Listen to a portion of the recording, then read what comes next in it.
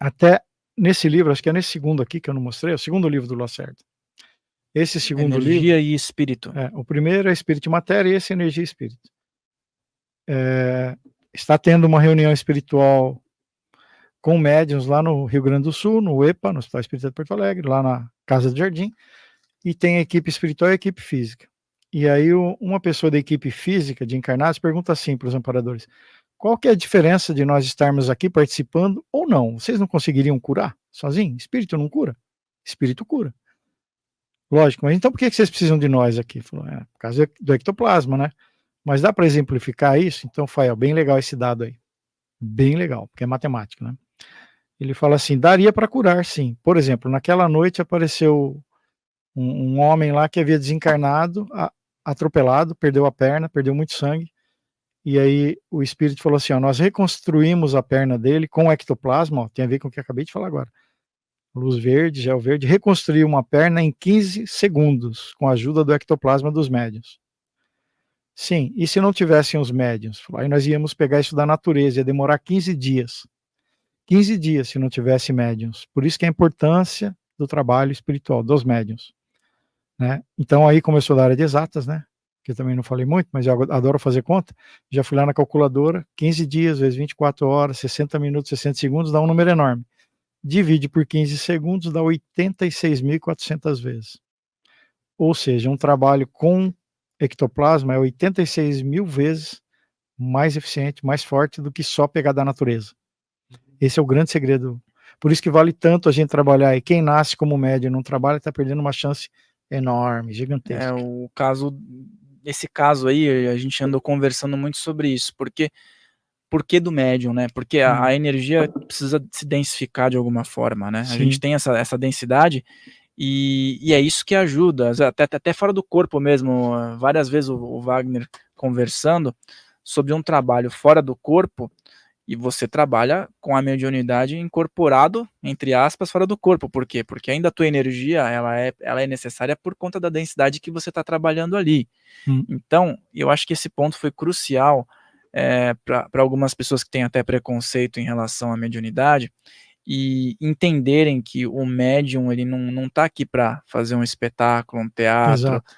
Pode ser que alguns façam, pode, mas a gente está falando de coisa séria, e às vezes as pessoas, elas acham que eu posso me conectar direto com a espiritualidade. Claro que pode, como você mesmo mencionou, mas o médium, ele está aqui para ajudar também, e muitas vezes o médium, ele vai estar auxiliando não só na forma espiritual, mas também no papo, no conhecimento que ele tem com a pessoa.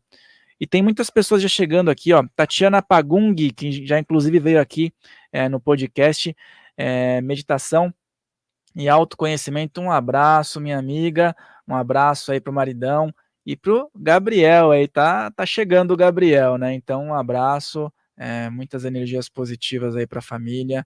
Você sempre é muito bem-vinda. Fazia tempo que eu não te via por aqui, minha querida. Tem um episódio dela aqui no canal, pessoal. É só procurar lá, Tatiana Pagung. Foi muito bom, foi muito rica a participação dela. Diego Roque, nosso irmão aí, que também tem um podcast aqui. Diegão, um abraço pro Diegão. Um abraço pro Diegão aí, o nosso convidado também gosta muito dele. Edson Lopes também tá mandando aqui uma boa noite. Tem muitas pessoas mandando mensagens positivas. Legal, a Roselaine, Karen Anjos. Inclusive, você tocou num ponto que eu vou querer voltar, mas eu vou fazer uma pergunta que o Diego colocou aqui, porque eu acho que é bem propício. Depois vamos tocar no assunto dessa questão da proteção, né? Da proteção energética que dá para fazer ao redor de casas. Depois a gente entra nesse assunto, mas que senão vai me fugir, tô lembrando. O Diego perguntou o seguinte: a apometria pode ser utilizada como terapia complementar para depressão, ansiedade e síndrome do pânico? Fantasticamente sim. Um dos itens da apometria que é diferente da Umbanda e do Espiritismo seria o tratamento das personalidades. Quem desenvolveu isso aqui no Brasil, na verdade, não foi o Lacerda. O Lacerda fez aqueles 2 livros que eu mostrei, mas ele não abordou tanto essa questão de personalidades ou níveis. O Godinho, que é de Laje, Santa Catarina, José Godinho, ele desenvolveu essa parte. Então tem grupos de apometria, conforme eu falei, cada um vai adaptando a sua casa, método de trabalho. Uns mais espírita, outros mais umbandista, outros sem nenhum dos dois, só um grupo espiritualista e tal. E essa questão da personalidade é muito interessante, porque tanto no espiritismo quanto na Umbanda, a gente não entende, não processa muito bem como que está dentro de nós, como que estão essas personalidades, essas pessoas que nós fomos no passado. Como que elas estão? Tem uma repartição, uma bandejinha de CD, uma entradinha USB, onde você poderia tirar só a informação daquela última personalidade. Por exemplo, eu, Ricardo, aqui. A última encarnação não era o Ricardo, era outra pessoa, quem quer que seja. John Lenhador. Tá? John Lenhador, lá nos Estados Unidos, foi cortar uma árvore, viu um urso, o urso matou ele, hoje ele tem medo até de chihuahua, porque ele ficou traumatizado. Não tem nada a ver com o obsessor.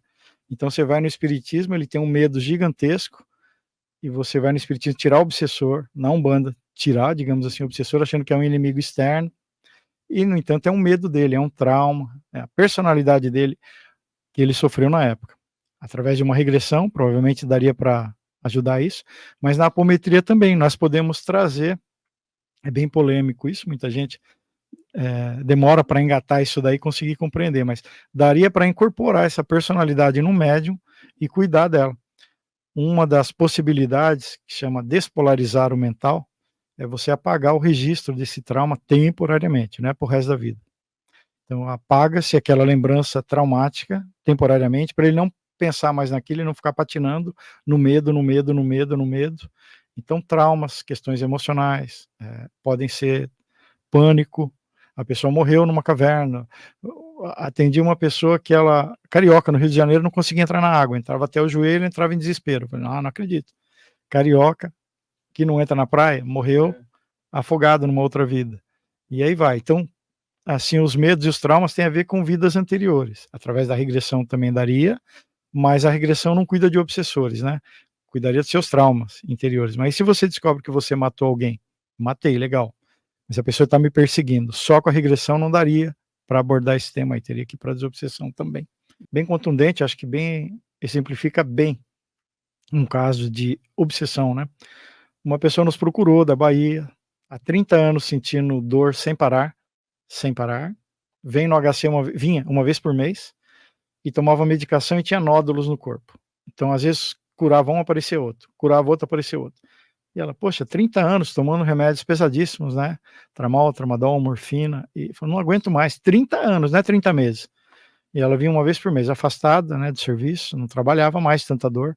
E uma terapeuta que é minha aluna de São Paulo, a Mila, inclusive, um abraço para ela se ela estiver assistindo. Ela falou, quem sabe isso daí não é espiritual. Mas como ela era católica, ela não acreditava nisso, essa mulher. Mas conversa lá com o Ricardo, vai que... Aí conversou, atendemos ela, o que nós vimos, Fael? Em outra vida, pela clarividência dos médiuns, é um grupo, né? Ela era um homem que era alemão, era um médico e soldado nazista, que fazia pesquisas com os prisioneiros de guerra. Então não tinha direitos humanos, não tinha nada. Eles pegavam e falavam, faça o que eu quiser aqui. Cortava e os médicos começaram a passar tudo mal. Quem é médium sabe disso. Começou a sentir a dor dos espíritos, ânsia de vômito, barriga cortada, não sei o que cortado. Sabe quando costura a pele? Algum de vocês já se cortou e costura e fica ardido aquilo ali? Então eles, tá doendo tudo, eu não consigo nem me mexer. Sentindo o que os espíritos estavam sentindo do lado dela. Então o que acontece? Os espíritos, que eram seres humanos, não são demônios, sem chifrinho, sem rabinho vermelho, nada disso, são espíritos, pessoas que desencarnaram, foram machucadas, ficaram com raiva de quem prejudicou elas. Vêm se vingar, descobre que o corpo só que morreu, o espírito continua existindo. E quem que fez mal para mim? Aquela pessoa, então eu vou atrás dela. Então estava emanando todas essas vibrações desde aquela época para ela, por isso ela sentia dores. Aí nós fizemos um resgate, né? Eu sempre brinco com essa frase, não é para queimar em nome de Jesus, nunca. Não é para queimar em nome de Jesus, é para resgatar em nome de Jesus. Então, nós pegamos a luz verde, o gel verde, que aparece no filme Nosso Lar, tá aqui, né? Olha lá, Nosso Lar. Tem um item lá, filme aqui, não é livro não. Tem o livro também. Tem uma parte lá que mostra que o André Luiz chega com o estômago furado, né? Por causa da cirrose de bebê, e eles não aplicam no hospital uma luz verde que vai fechando o buraco. Então, e isso é o que a gente faz também, às vezes lá na salinha com o Wagner, que você participa, e que a gente faz, tem grupos lá em Suzano, que nós fazemos isso desde o ano 2000, de exteriorizar energia, doar energia, até convido o pessoal que quiser, vou explicar daqui a pouco, dar mais detalhes, mas o ectoplasma nosso pode ser usado para curar espíritos, tá? E então fecham os buracos, os cortes, amputações, tudo mais. O espírito se sentindo melhor, ele fala, já não estou mais com raiva daquela pessoa, porque eu estava sentindo dor. E eu tenho N histórias para falar disso daí, que eu já vi, que eu já presenciei, né? Então o ectoplasma vai reconstruindo. Lembre-se de deixar o seu like aqui nesse vídeo, de se inscrever nesse canal, e se você gostou desse corte, o episódio completo está aqui na descrição. Ah, e também se inscreve lá no nosso canal oficial, Filhos do Todo, para você acompanhar as outras entrevistas. Farrell Molina falando, um grande abraço.